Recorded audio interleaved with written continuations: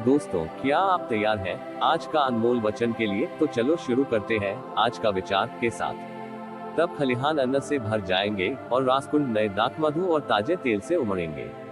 दोस्तों, मैं हूं पैट्रिक और आप देख रहे हैं जीवन पवित्रा यूट्यूब चैनल। तो चलिए चलते हैं एक नया एपिसोड की तरफ।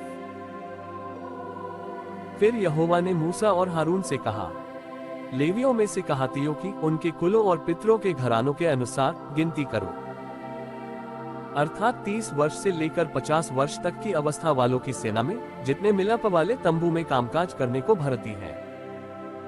और मिलाप वाले तंबू में परम पवित्र वस्तुओं के विषय कहातियों का ये काम होगा।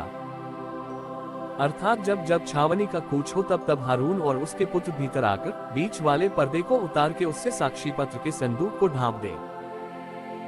तब वे उस पर सुइसों की खालों का ओहार डालें और उसके ऊपर संपूर्ण नीले रंग का कपड़ा डालें और संदूक में डंडों को लगाएं। फिर भेंट वाली रोटी की मेज पर नीला कपड़ा बिछाकर उस पर परातों, धूपदानों, करवों और उंडेलने के कटोरों को रखें और नित्य की रोटी भी उस पर हो। तब वे उन पर लाल रंग का कपड़ा बिछाकर उसको सुइसों की खालों के ओहार से ढांपें और मेज के डंडों को लगा दें। फिर वे नीले रंग का कपड़ा लेकर दीपकों, गलतराशों और गुलदानों समेत उजियाला देने वाले दीवट को और उसके सब तेल के पात्रों को जिनसे उसकी सेवा टहल होती है ढांपें। तब वे सारे सामान समेत दीवट को सुइसों की खालों के ओहार के भीतर रखकर डंडे पर धर दें। फिर वे सोने की वेदी पर एक नीला कपड़ा बिछाकर उसको सुइसों की खालों के ओहार से ढांपें और उसके डंडों को लगा दें। तब वे सेवा टहल के सारे सामान को लेकर, जिससे पवित्र स्थान में सेवा टहल होती है, नीले कपड़े के भीतर रखकर सुइसों की खालों के ओहार से ढांपें और डंडे पर धर दें। फिर वे वेदी पर से सब राख उठाकर वेदी पर बैंजनी रंग का कपड़ा बिछाएं। तब जिस सामान से वेदी पर की सेवा टहल होती है वह सब, अर्थात उसके करछे, कांटे, पावटियां और कटोरे आदि वेदी का सारा सामान उस पर रखें और उसके ऊपर सुइसों की खालों का ओहार बिछाकर वेदी में डंडों को लगाएं। और जब हारून और उसके पुत्र छावनी के कूच के समय पवित्र स्थान और उसके सारे सामान को ढांप चुके, तब उसके बाद कहाती उसके उठाने के लिए आए, पर किसी पवित्र वस्तु को न छुए, कहीं ऐसा न हो कि मर जाए। कहातियों के उठाने के लिए मिलाप वाले तंबू की यही वस्तुएं हैं। और जो वस्तुएं हारून याजक के पुत्र एलीजार को रक्षा के लिए सौंपी जाए वे ये है, अर्थात उजियाला देने के लिए तेल और सुगंधित धूप और नित्य अन्न बलि और अभिषेक का तेल और सारे निवास और उसमें की सब वस्तुएं और पवित्र स्थान और उसके कुल सामान। फिर यहोवा ने मूसा और हारून से कहा, कहातियों के कुलों के गोत्रियों को लेवियों में से नाश न होने देना। उसके साथ ऐसा करो कि जब वे परम पवित्र वस्तुओं के समीप आए तब न मरे परंतु जीवित रहें, अर्थात हारून और उसके पुत्र भीतर आकर एक एक के लिए उसकी सेवकाई और उसका भार ठहरा दें। और वे पवित्र वस्तुओं के देखने को क्षण भर के लिए भी भीतर आने ना पाए, कहीं ऐसा ना हो कि मर जाए। फिर यहोवा ने मूसा से कहा, गेर्शोनियों की भी गिनती उनके पितरों के घरानों और कुलों के अनुसार कर।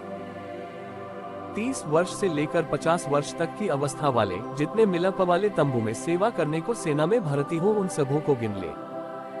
सेवा करने और भार उठाने में गेर्शोनियों के कुल वालों की यह सेवकाई हो, अर्थात वे निवास के पटों और मिलाप वाले तंबू और उसके ओहार और इसके ऊपर वाले सुइसों की खालों के ओहार और मिलाप वाले तंबू के द्वार के पर्दे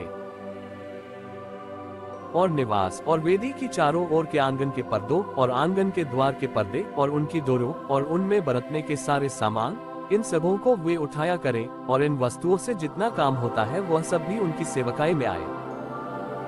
और गेर्शोनियों के वंश की सारी सेवकाई हारून और उसके पुत्रों के कहने से हुआ करे, अर्थात जो कुछ उनको उठाना और जो जो सेवकाई उनको करनी हो उनका सारा भार तुम ही उन्हें सौंपा करो।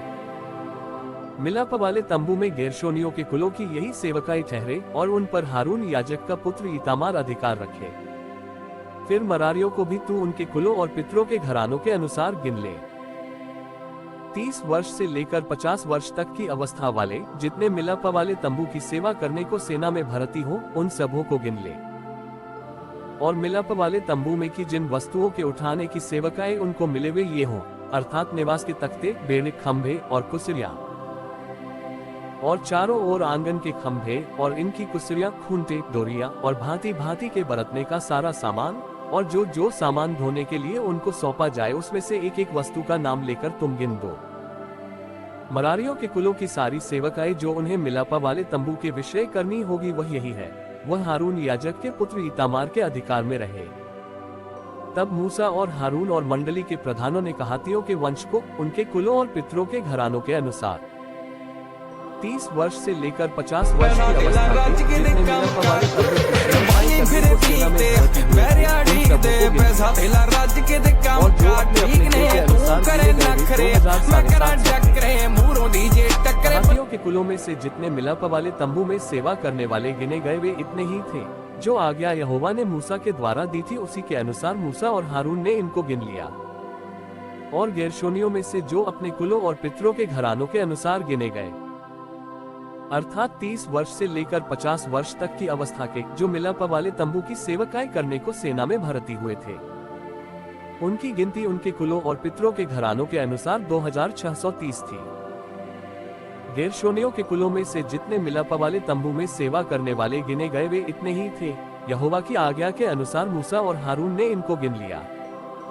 फिर मरारियों के कुलों में से जो अपने कुलों और पितरों के घरानों के अनुसार गिने गए, अर्थात 30 वर्ष से लेकर 50 वर्ष तक की अवस्था के, जो मिलापा वाले तंबू की सेवकाई करने को सेना में भर्ती हुए थे, उनकी गिनती उनके कुलों के अनुसार 3200 थी। मरारियों के कुलों में से जिनको मूसा और हारून ने यहोवा की उस आज्ञा के अनुसार जो मूसा के द्वारा मिली थी गिन लिया वे इतने ही थे। लेवियों में से जिनको मूसा और हारून और इस्राएली प्रधानों ने उनके कुलों और पितरों के घरानों के अनुसार गिन लिया, अर्थात 30 वर्ष से लेकर 50 वर्ष तक की अवस्था वाले